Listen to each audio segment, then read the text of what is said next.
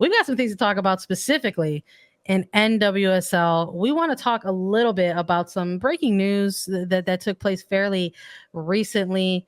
It was recently announced that Voyager, who became the official cryptocurrency brokerage partner of the NWSL back in 2021, are kind of in headlines for maybe not so positive reasons. We'll just put it politely like that. Sportico came out with an exclusive reporting that the NWSL has told players that they could potentially be out of some money based on the deal with Voyager, who has been going under some scrutiny. And while the deal with the league is different from perhaps one that they had with players, because it was a player fund specifically that was built into this partnership, which is sort of what I think raised some eyebrows when this deal was initially announced. It definitely was. I mean, the initial deal, I think that's a good way to put it. The initial deal said that under the terms of agreement that half of the deal would be paid to the league in cash, and then the other half was going to be a fund. Each individual player in the NWSL was going to get a crypto account that they could invest in. Now, because of this and Voyager entering voluntary Chapter 11 bankruptcy filing, there's a bit of question marks around this, because the league has, from our understanding and from the reports, the league has already been paid their half of it. But the second half that was supposed to go towards the players that they could invest in this crypto money, I don't know, a bank, the crypto digital bank. I'm not really up on my crypto Bitcoin game right now, but the other half that the players were set to invest in, not really paid out. So then questions were sent to NWSL Commissioner Jessica Berman about how this affects the players, because it comes down to, why are the players the ones being hurt in this deal when they shouldn't be, right? So is the league going to counteract and do something with that? And Jessica Berman did come out. She had a statement a few days ago saying that it's still an active proceeding, so there's not too much that she can share about the inner workings of this deal and how this is all going to play out. But there is active communication between Voyager and the league, and of course, when there's more, that the NWSL will share it with the public and the media, but that she understands that there's risk with partnerships of this type, especially now that the players are potentially not being paid out in their investment that they were supposed to get, that now there's a big question mark around that. I don't think that's unfair. I don't think that that's an unfair statement that the commissioner gave. I mean, there's not a whole lot you could probably speak of if there is a Chapter 11 bankruptcy filing that is still ongoing. There's not, you don't, what are you going to say when you don't necessarily maybe have all of the info yourself? But almost like a trend, though. I hate to even bother talking about other sports league on a show where we cover women's soccer, but Voyager is a digital currency company that has deals in other pro leagues as well. I think that's part of what was the raised eyebrow in all this, is that you've got Voyager with certain type of partnership deals in NBA, with NBA teams, Major League Baseball teams, NFL players, sponsorships, again, between MLB and NBA. So it's just, you just wonder, I think people's raised eyebrows who sort of follow women's sports pretty closely just don't want this to be a scenario in which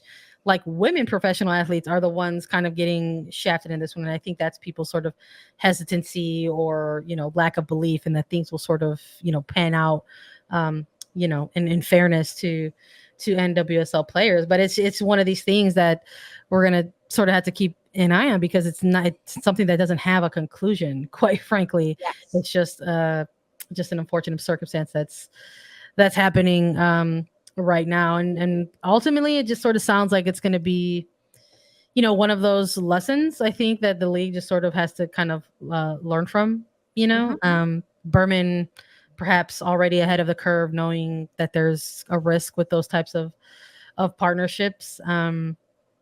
And just gonna have to see how things shake And out and finalize with Voyager.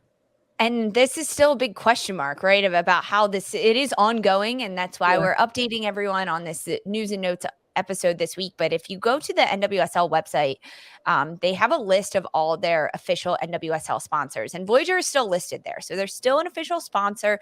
Yeah. Their logo hasn't been taken down yet. But it's more of just, I think, people are more concerned with, okay, how is this affecting the players? Because Mm, the whole CBA that came into play last year in the league, and protecting the players and making sure they get payments and making sure that they are involved in these deals and the sponsorships that the league gets, that the players directly benefit from them and aren't being hurt by them. And it's more a waiting game to kind of see how this plays out. And I don't think anyone, especially someone like Jessica Berman, the commissioner of the league, wants the players to be at a loss because of yeah. this. So more conversations to come. Of course, we'll keep everyone updated. Yeah. That's I really love Megan Burke's sort of yeah. piece on it. Just very clear and just very sort of authoritative in that, and sort of the executive director just saying that no player is missing a paycheck, that nothing in their recent CBA was listed in crypto. So I thought that was a good quote, sort of coming out amongst all of this circulation about the deal with Voyager. So again, something to be determined, right? A couple of things in this episode where we're like TBD, whether it's the scheduling of a international friendly or apparently a digital currency partnership. And listen, I don't blame you, Lisa, for not, maybe having some of the verbiage. You're like, how do I refer? I don't don't know. listen. I don't blame you, because I remember a time where you got like spammed to no end by like crypto hackers, and we were like, what's going on here, man? Like, I don't think this is what we signed up for here. I almost forgot about that. Yes, I got hacked and spammed on social media. They were targeting my followers with Bitcoin and who even knows what other Uh, cryptocurrency. People were texting me on the side like, "Hey, what is this? Are you invested in this?" I'm like, "No, I don't know what it is. Don't click on any links." Wow. Yeah. So I'm still not privy to all of the crypto knowledge and jargon because I don't know anything about it.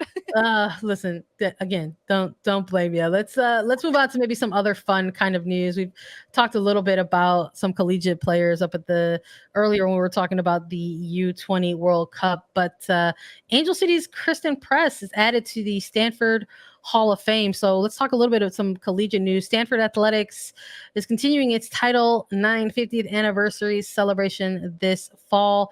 It's highlighted by the induction of the first all-female Hall of Fame class in their school history. And there's a ton of names on this announcement that you can go through and see, former athletes of the university who have really sort of left their mark and their impact on things. There's Lisa Bergen Ramos of women's track and fields. You've got Ashley Hansen representing softball on there. So, swimmers, golfers, all kinds of fantastic former athletes. And you could see that it's Kirsten Press who's sort of representing the soccer angle in this one. So very exciting to see that come out recently. Yeah, it's huge. And we continue to see universities, corporations celebrating the 50th anniversary of Title IX. That is this year in 2022. There was a big celebration in June, but I think this is just another way that a school like Stanford can recognize not just their athletes that have done tremendous things, but all female Hall of Fame class. The first one, it's huge, but there are a number of names. Kirsten Press definitely being dubbed as the soccer one in this for all of her different accomplishments at Stanford. She was there from 2007 to 2010, 4 NCAA appearances. She was national runner-up in 2009 and in 2010, Mac Herman Trophy recipient. She was top drawer soccer player of the year, 3-time All-American. She's done so much for that school and continues to do it. She holds school record in a number of things as well: career points, goals, shots. She's number 2 in assists, though. But huge for Press to be listed among all of these incredible athletes at Stanford who continue to reign on.